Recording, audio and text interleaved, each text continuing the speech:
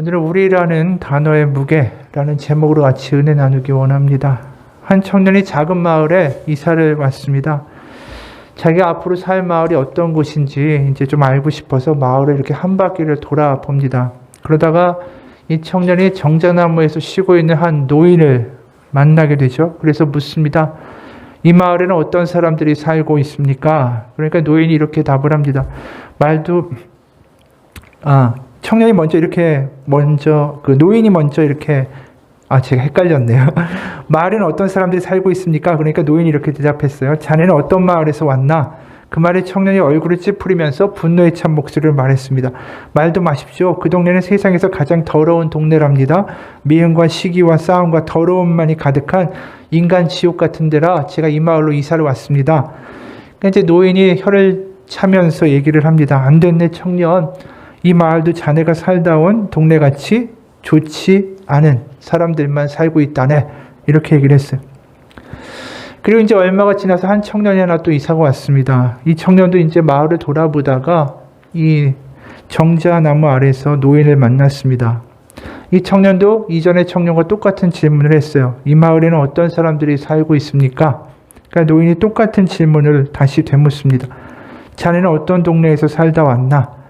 이때 청년이 이제 먼데 지평선을 바라보면서 얼굴에 미소를 띠고 이렇게 대답을 합니다.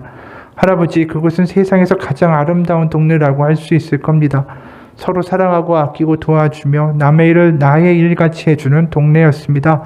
그 동네 정말 떠나고 싶지 않았는데 직장 때문에 할 수 없이 떠나서 이곳에 왔습니다. 제 할아버지가 이 이야기를 듣고는 그 청년의 손을 잡고 이렇게 말하는 겁니다. 청년, 걱정하지 말게나 이 동네도 자네가 살다 온 동네 못지않게 아름다운 동네라네. 그러니까 이 이야기가 뭘 이야기합니까? 결국 같은 마을에 갖다 놓고 다른 이야기를 해주는 거죠, 노인이. 그 이유는 마을 자체가 문제가 아니라 바라보는 사람에게 문제가 있다라는 뜻입니다. 자신의 기준이 아주 너무나도 분명하고 명확하고 이건 아니다 싶으면 늘 비판을 가해버리던 그 청년.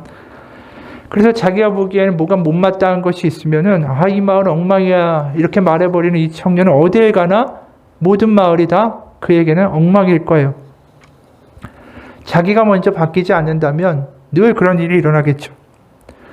근데 이런 모습이 비단 이 청년에게만 국한되는 것일까? 아니에요. 우리가 보면 교회를 비판하는 그런 사람들의 모습이기도 하죠. 교회 안에서 교회는 이래야 돼. 그러면서 이 기준에 못 미치면은 이 교회가 이게 문제가 있다라고 지적하는 사람들, 그런 모습들이 참 많이 있죠. 오늘 본문에도 보면 이 교회가 문제가 있어 라고 이야기하는 이들이 등장해요. 로마 교회에도 이런 비난의 문제가 있었다라는 것이죠. 한 그룹이 다른 그룹을 비판하고 이제 판단하고 정죄합니다. 엉망이다. 그 이유는 뭐냐면 첫 번째 그룹은 이제 우리가 예수 그리스도 안에서 성령을 체험하고 의로움을 받았는데 유대교의 율법이나 정결법이나 이런 거 지킬 필요 없다. 그냥 우리는 마음대로, 믿음대로 그냥 먹고 지내면 된다. 근데 이제 한쪽 그룹에서는 아니다. 그래도 구약의 말씀을 주신 게 있는데 그 율법에 나오는 대로 지킬 수 있는 것은 지켜야 된다라고 이제 충돌이 일어나는 것이죠. 오늘 본문의 2절을 보면 새 번역에 이렇게 번역되고 있습니다. 어떤 이는 모든 것을 다 먹을 수 있다고 생각하지만 믿음이 약한 이는 채소만 먹습니다. 그러니까 음식을 그 유대교의 정결법에 따라서 이제 가려 먹어야 된다라고 이야기하는 거죠. 그리고 이야기한 대로 반대의 사람들은 그런 게 어딨냐? 이제 새 시대가 열렸는데 성령 체험했고 모든 걸 감사하게 먹으면 된다. 그러다 보니까 이제 논쟁과 비난이 발생하는 거죠. 자기가 볼 때 이건 옳지 않다라고 서로 주장하고. 이 먹는 거에만 국한되는 게 아니라 새 번역으로 오늘 5절을 보면 5절에는 또 다른 또 내용도 있어요. 비판과 충돌의 지점이 먹는 것 말고도 또 있었다라는 거죠. 또 어떤 이는 이 날이 전날보다 더 중요하다고 생각하고 또 어떤 이는 모든 날이 다 같다고 생각합니다. 한쪽에서는 구약에서 말하는 안식일이나 유월절 같은 절기가 다른 날보다 더 중요하다, 지켜야 된다 라고 이야기하고 반대편은 이제 그런 거 다 소용없다. 모든 것이 다 같은 날이다 라고 주장한다라는 거예요. 그러다 보니까 오늘 14장에 우리가 읽지는 않았지만 1절부터 13절까지 보게 되면 거기에 비판한다. 이 헬라어로 크리노라는 단어가 5번이나 등장을 해요. 그 얘기는 뭡니까? 비판하는 상황이 굉장히 심각했다라는 것이죠. 그렇게 자기가 옳고 너는 틀려. 너 이렇게 하면 엉망이야. 이렇게 이야기하고 비방만 한다면 결국 어떤 결과가 오겠습니까? 쪼개지고 분열되고 감정 상하고 그러다가 이제 망하는 일만 남게 되는 거죠. 이렇게 가면. 그래서 15절에 분명히 경고합니다. 15절 만일 음식으로 말미암아 내 형제가 근심하게 되면 이는 내가 사랑으로 행하지 아니함이라. 그리스도께서 대신하여 죽으신 형제를 내 음식으로 망하게 하지 말라. 결국 망하고 결국 분열되고 이런 모습이 되지 않아야 한다라고 이제 경고를 하는 것이죠. 이런 문제가 로마 교회에만 국한된 건 아닙니다. 오늘 우리가 살아가는 삶에도 많이 이런 예들이 있죠. 이미 말한 대로 어느 교회에서 이런 일이 있었대요. 이 교회에서는 이제 예수님이 요한복음 13장에 나오는 것처럼 제자들의 발을 씻겨주는 세족식을 굉장히 자주 했대요. 성찬보다는 세족식을 자주 하는 교회였는데 목사님이 습관적으로 늘 이제 성도분이 자리에 앉으면 왼발을 먼저 씻긴 거예요. 왜냐하면 당연히 목사님 오른손 잡이니까 마주보고 앉으니까 딱 잡으면 왼발이 먼저 잡힐 수밖에 없는 거죠. 세족식에 이렇게 매번 그렇게 되니까 이제 끝나고 나서 여기에 리더인 집사님이 목사님한테 얘기를 한 거예요. 목사님 왜 왼발만 먼저 씻으십니까? 오른발 먼저 씻으면 좋지 않겠습니까? 근데 이제 성경에도 없는 거 가지고 따지는 이 집사님이 목사님이 보기에는 또 이게 좀 용납이 안 됐나 봐요. 그러다 보니까 이제 여기서 뭔가 내라는 대답을 목사님이 주질 않은 거죠.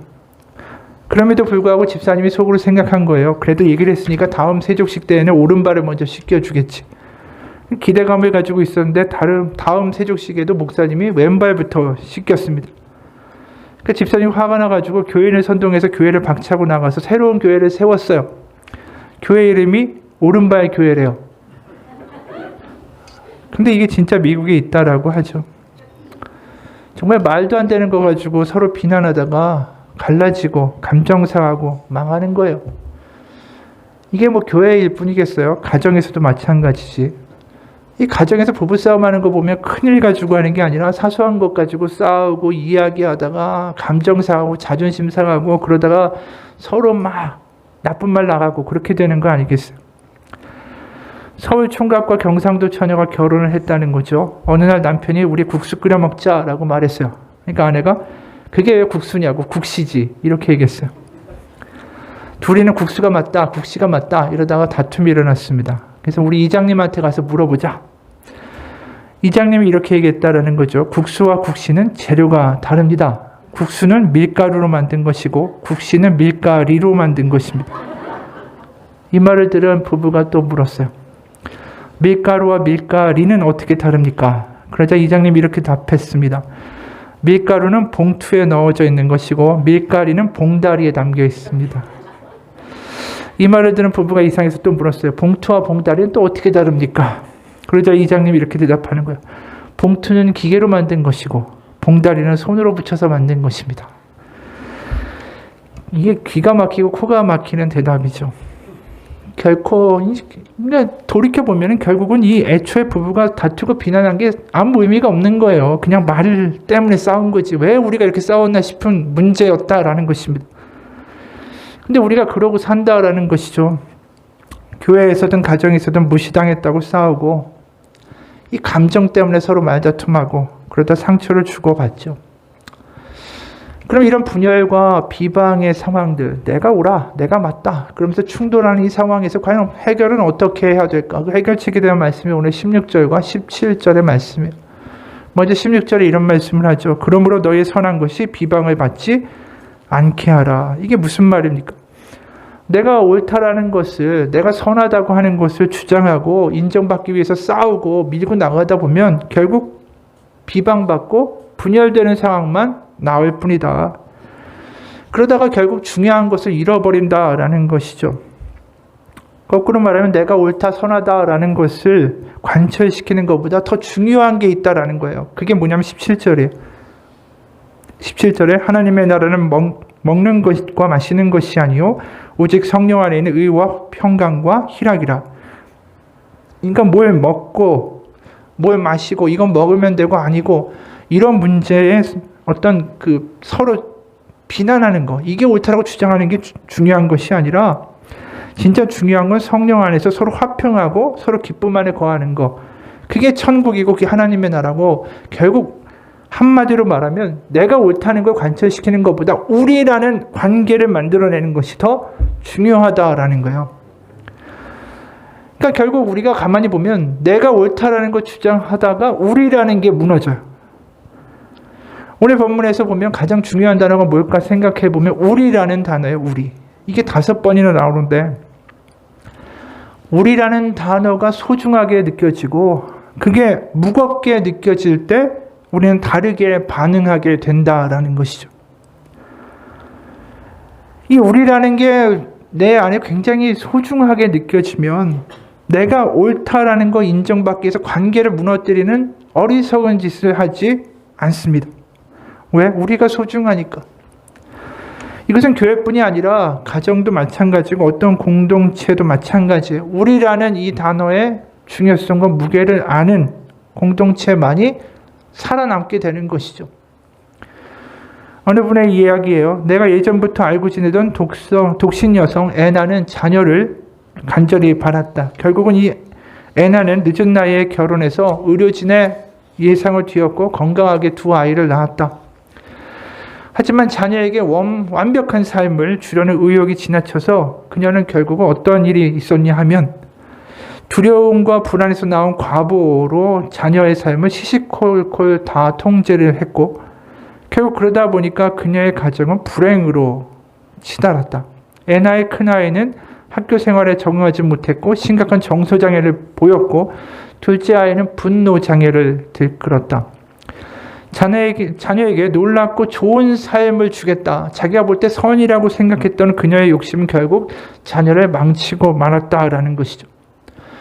그러니까 이 가정 안에서 이 부모의 입장에서 엄마 입장에서는 이게 선이야, 이게 옳아, 이렇게 돼야만 해라고 그걸 믿었고 그걸 따르지 않는 자녀들을 비난했고 결국 아이들을 어떻게든 그쪽으로 관철시켜 나간 것이죠. 근데 그 결과가 뭐예요? 망했다라는 거예요.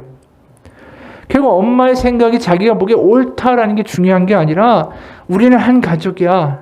우리는 하나야. 내가 너를 사랑하고 우리는 서로 사랑하고 세상 가운데 같이 살아가고 버텨가야 해. 우리는 가족이야. 이게 먼저 느껴졌어야 한다라는 것이죠. 결국 이 엄마의 내가 옳다라는 생각이 우리를 파괴한 거예요. 결국. 근데 우리가 생각해 보면 현대 사회를 살아가면서 점점 이 우리라는 생각을 우리가 잊고 산다라는 것입니다. 세상이 너무나도 치열한 경쟁 사회가 되어 가고 있기 때문에 전에는 우리 회사, 우리 마을, 우리 동네, 우리 반, 우리 학교 뭐 이런 이야기들이 굉장히 친근하게 다가왔던 때가 있었어요.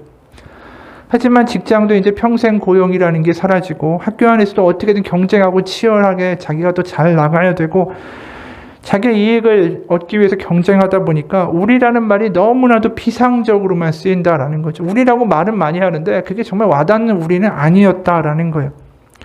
그러니까 우리 학교, 우리 회사, 뭐 우리 교회 이렇게 말하지만 그 우리라는 말 가운데 정말 따뜻함과 뭔가 온기가 느껴지고 있는가 이렇게 물어보면 대답하기 힘들다라는 것이죠. 정말 내가 우리라고 말할 수 있는 공동체가 존재하는가 한번 생각해 볼 필요가 있다라는 거예요. 가족 안에서도 부모와 자녀 사이가 정말 멀어지는 경우가 많죠. 그래서 우리라는 어떤 그런 의미를 잃어가고 있는 가족들도 너무나도 많아요.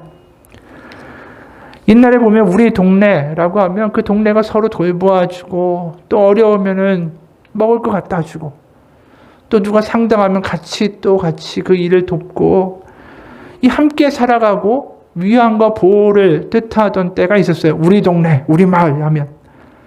근데 이제 우리가 다 아파트에 살잖아요. 옆에 누가 사는지, 뭐 위에 누가 사는지 아무도 몰라요. 엘리베이터에서도 인사도 안 하는데.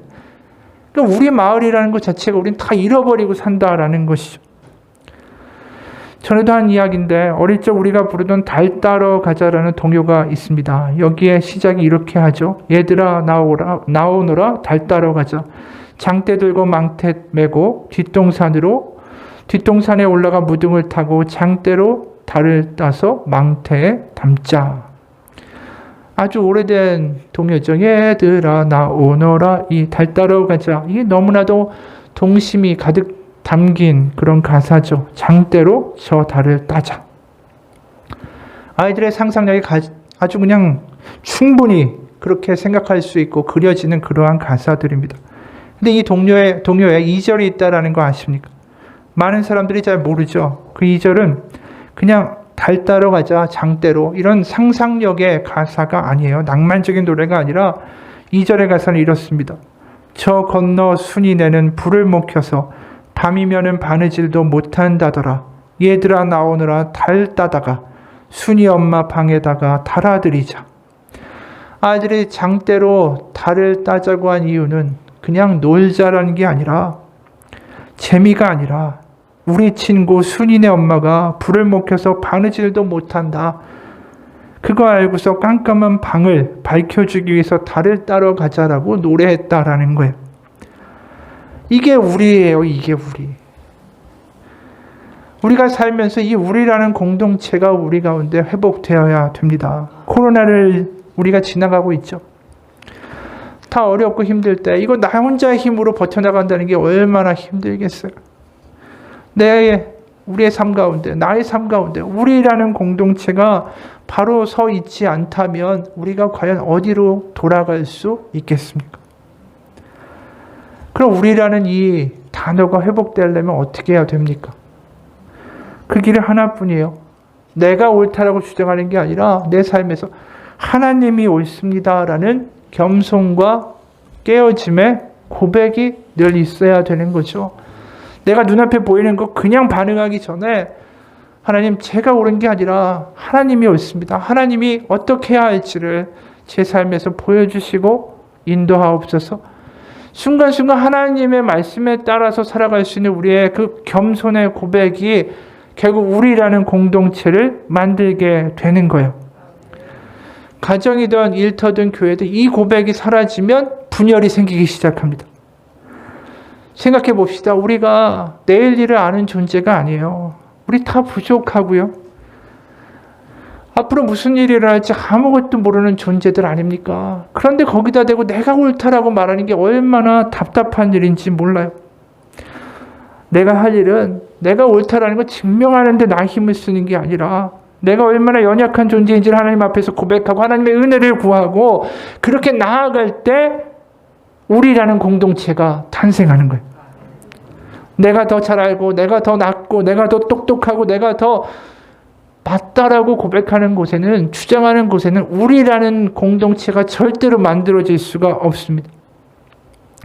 오히려 연약한 가운데 깨어짐으로 나아가고 서로를 위하여 공감하고 하나님을 향하여 같이 기도하며 나아갈 때 우리가 탄생하는 거예요. 어느 암 환자가 있었는데 그분이 암에 걸렸다가 이제 고침을 받았어요.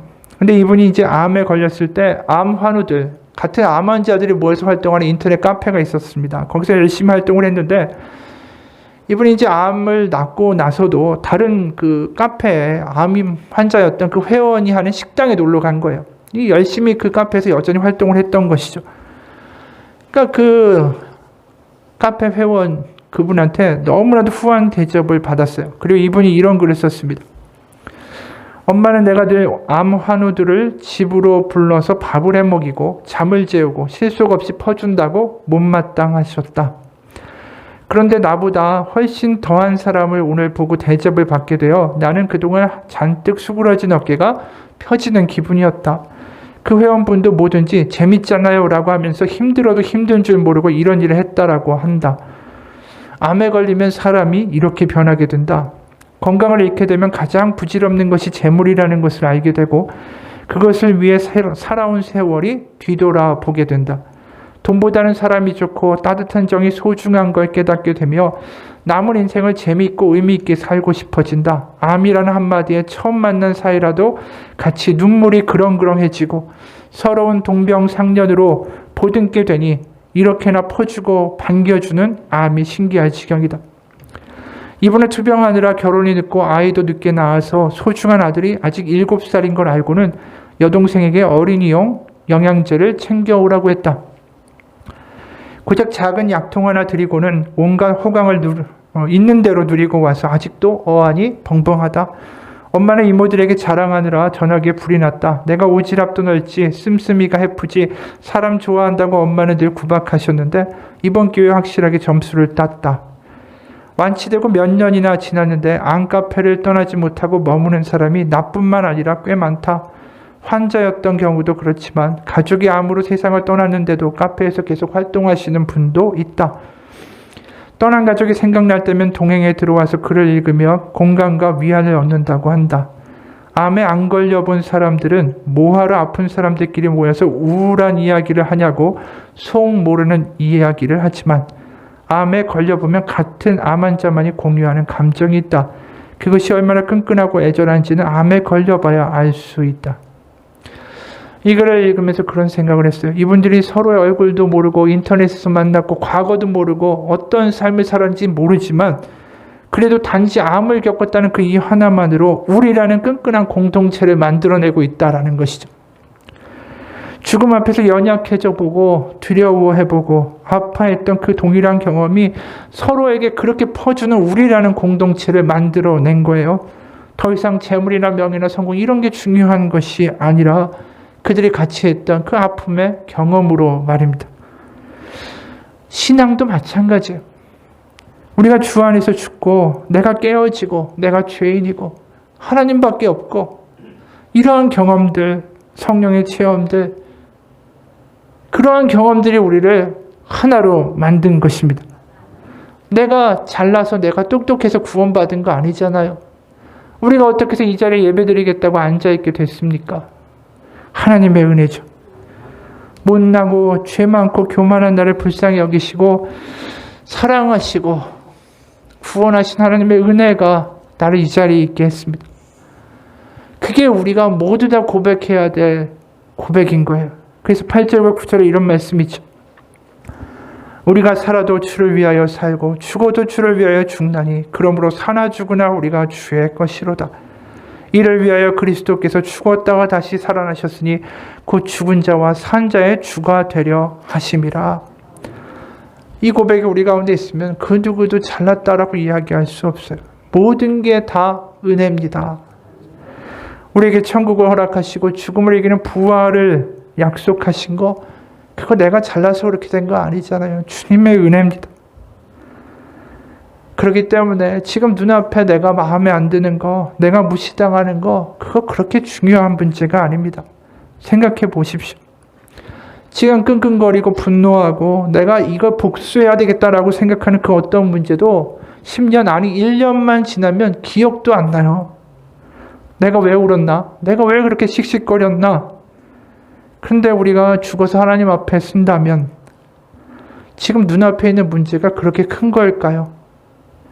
우리가 하나님의 심판대 앞에 서게 되면 알게 되죠.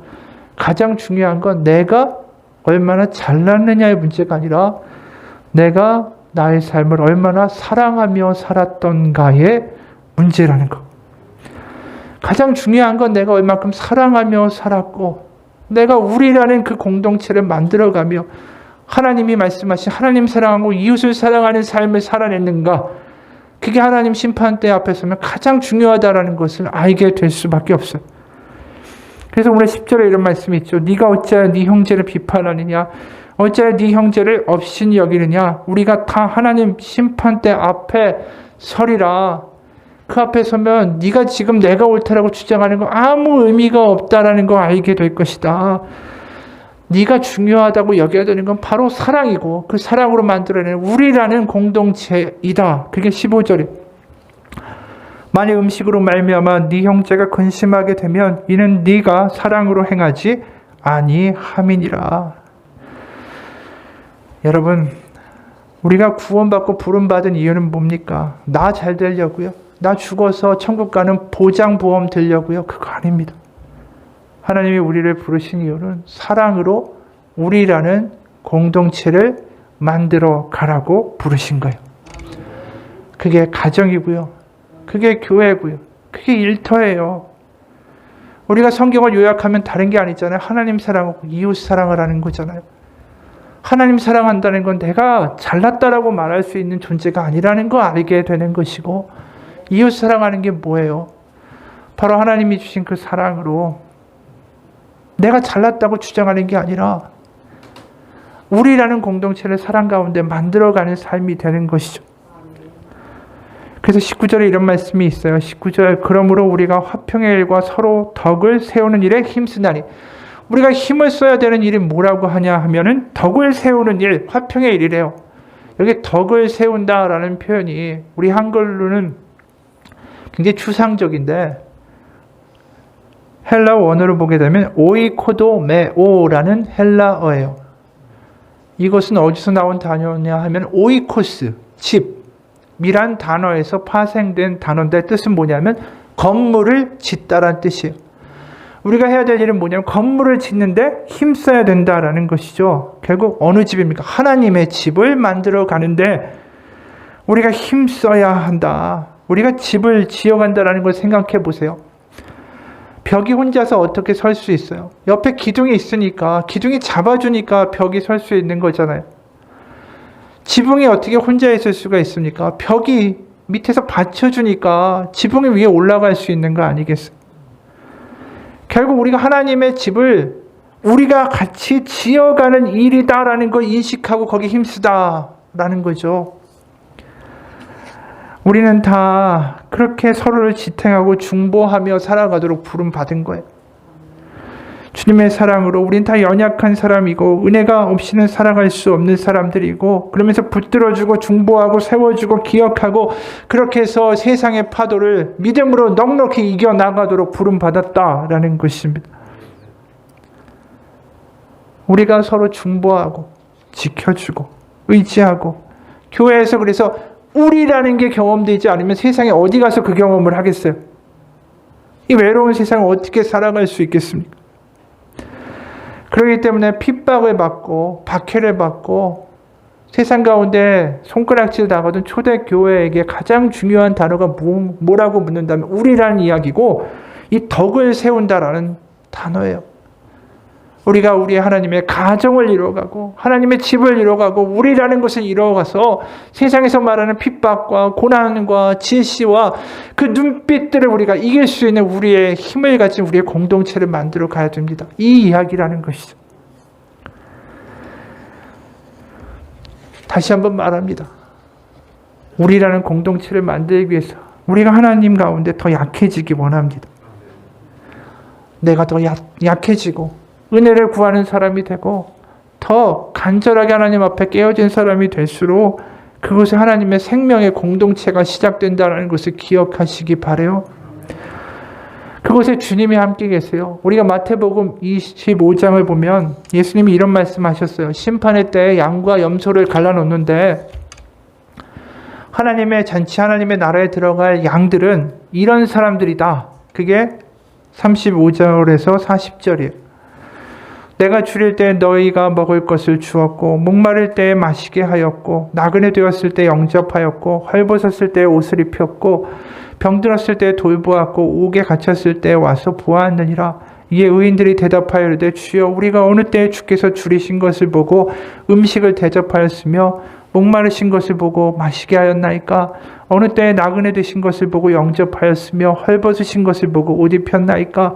어느 때에 병드신 것이나 옥에 갇힌 것을 보고 가서 배웠나이까 하리니 임금이 대답하여 이르시되 내가 진실로 너에게 이르노니 너희가 여기 내 형제 중에 지극히 작은 자 하나에게 한 것이고 내게 한 것이니라.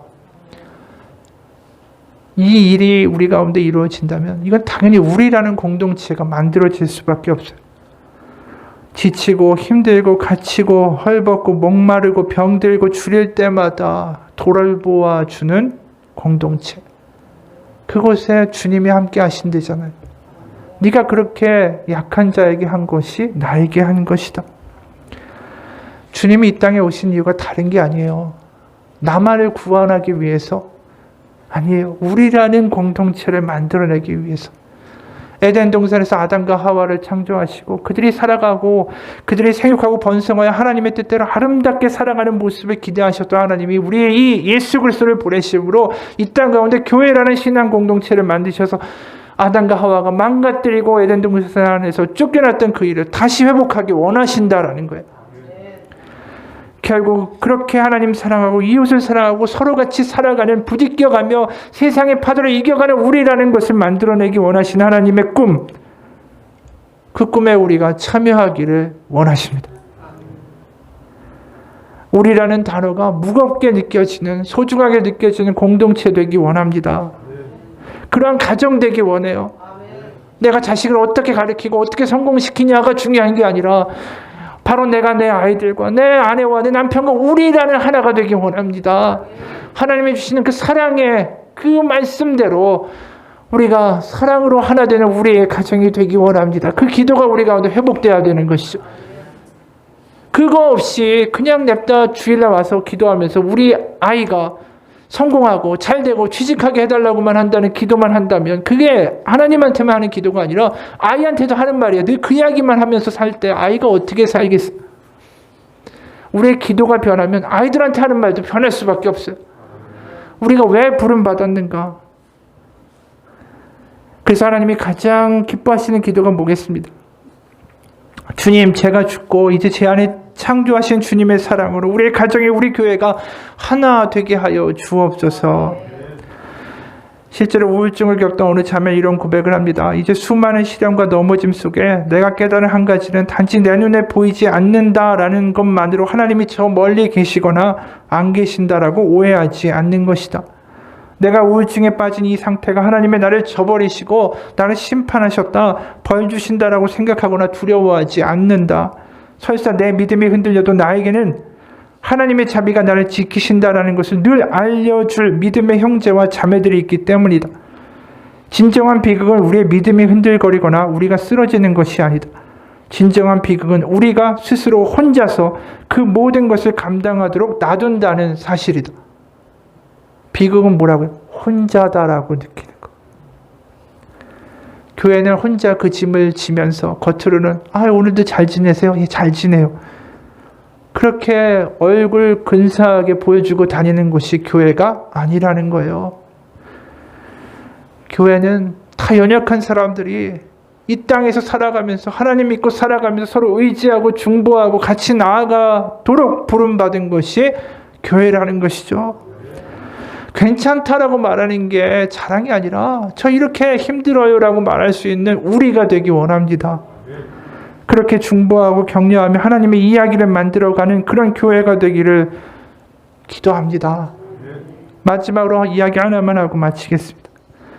얼마 전 오병이어라는 선교 잡지에서 이런 이야기가 실렸습니다. 전날 집에서 게임을 하느라 밤을 새고 새벽에 잠이 든지라 아침부터 나는 졸리고 짜증이 났습니다. 친구네 집에 가는 지하철에 올랐을 때 그날따라 사람들은 그리도 많은지 손잡이를 잡고 서지 않아도 될 정도였습니다.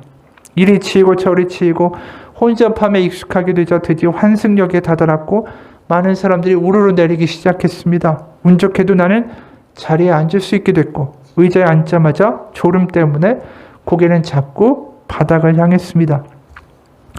얼마 후면 내려야 된다는 강박관념과 생리적인 현상으로 입가에 물기를, 침을 흘리게 되면 어쩌나라는 걱정으로 잠을 참을까라고도 했지만 어느새 나는 모든 의지를 저버리고 잠에 빠져들고 있었습니다. 자리에 꾸벅꾸벅 조는 채로 새 정거장 정도가 지났을까.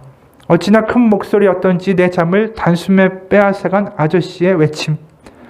여러분 잠깐만 제 말을 들어주십시오. 세수를 며칠간 못했는지 단정치 못한 외양의 어느 아저씨가 통로 중앙에 서서 외치고 있는 것이었습니다. 그 목소리 때문에 나같이 잠을 깨어난 짜증난 얼굴, 호기심에 가득 찬 얼굴, 각양각색의 시선이 그 아저씨에게 모아졌습니다.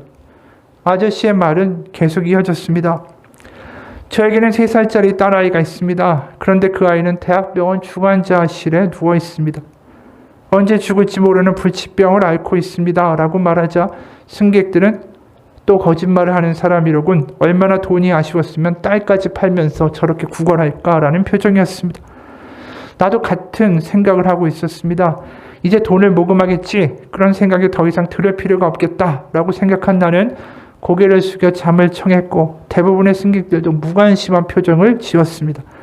근데 이 아저씨가 말합니다. 저는 이전에 책에서 많은 사람이 함께 기도해주면 어려운 일도 이루어질 거라는 구절을 읽었습니다. 그래서 저는 제 딸을 위해 기도해달라고 부탁하고 다니는 중입니다. 지하철에 타 계신 여러분들도 부디 제 딸이 살아날 수 있도록 기도해 주시면 감사하겠습니다. 제 딸의 이름은 이효정입니다. 그러더니 그는 정중하게 고개 숙여 인사를 한 다음 칸으로 건너가는 것이었습니다.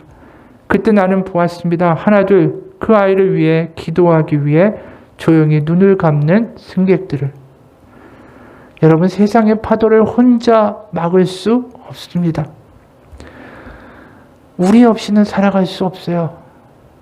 이 아버지가 지하철 승객들에게 기도를 부탁할 때 바로 그 아버지의 마음에 공감하고 울컥하는 바로 우리라는 공동체가 그 자리에서 탄생하게 된 거예요. 내가 잘나서 만들어지는 게 아니라 나의 연약한 가운데, 나의 아픔 가운데 같이 동참해주고 공감해주고 이 세상을 믿음 가운데 아버지 바로 살아갈 수 있는 우리가 우리에게는 필요한 거예요. 내가 잘나봤자, 내가 옳아봤자, 내가 건강해봤자 결국 우리는 내일을 모르는 존재들일 뿐입니다. 우리는 매일매일, 아니 매분 매초마다 은혜가 필요한 사람들이에요. 그런 은혜를 구하는 우리의 교회가 되기 원합니다. 그래서 주 안에서 우리라는 하나가 되기 원합니다. 그래서 서로를 지켜주고 세워주고 중보할 수 있는 우리라는 공동체가 되기 원합니다. 체면 생각하고 괜찮다라는 말이 낱말인 자리가 아니라 난 이래서 힘들다라고 말할 수 있는 우리가 되기 원합니다. 그 우리라는 공동체 가운데 같이 아버지 앞에 눈물을 흘려 기도하고 아버지 앞에 같이 무릎 꿇고 나아갈 때에 하나님의 아들 예수 그리스도가 바로 우리 가운데 함께 계심을 경험하게 될 것입니다. 바로 우리가 그러한 기도가 회복되고 우리가 회복되는 교회 되기 원합니다. 바로 주님, 바로 우리라는 그 단어가 부끄럽지 않은 우리의 가정이 되고 교회가 되게 하여 주옵소서. 주님의 바다와 같은 사랑이 우리 가운데 넘쳐 흐르게 하여 주옵소서. 주님의 회복의 역사가 일어나게 하여 주옵소서. 아픈 이들 가운데 하나님의 치유가 임하게 하여 주옵소서. 그 기도가 하나님을 감동시키는 우리 공동체 되기를 주님의 이름으로 축원합니다. 기도하겠습니다. 하나님 아버지, 우리라는 말이 어느덧 비상적이고 그냥 지나가는 말이 되어버린 것이 얼마나 아픈지 모릅니다. 세상은 나 혼자 살아갈 수 있는 것이 아닙니다. 세상에 부딪히는 파도 가운데 나 혼자 감당하기에는 세상은 너무 외롭고 무서운 곳입니다. 바로 우리라는 그 단어가 소중하게 느껴질 수 있는 공동체가 되게 하여 주옵소서. 그러한 가정이 되기 원합니다. 그러한 교회가 되기 원합니다. 괜찮지 않아도 괜찮다라고 말할 수 있고 격려해 줄 수 있고 기도해 줄 수 있고 하나님의 놀라운 만지심을 서로 간직할 수 있는 생명력 있는 우리가 되기 원합니다. 하나님 역사하여 주옵소서. 하나님의 자녀들이 아버지 앞에 아픔으로 나아갈 때 살아계신 우리의 아버지께서 우리를 만지시고 고치시고 회복시키시는 역사들이 우리 가운데 일어나게 하여 주옵소서. 예수 그리스도의 이름 받들어 기도합니다. 아멘. 우리 같이 잠깐 기도합시다.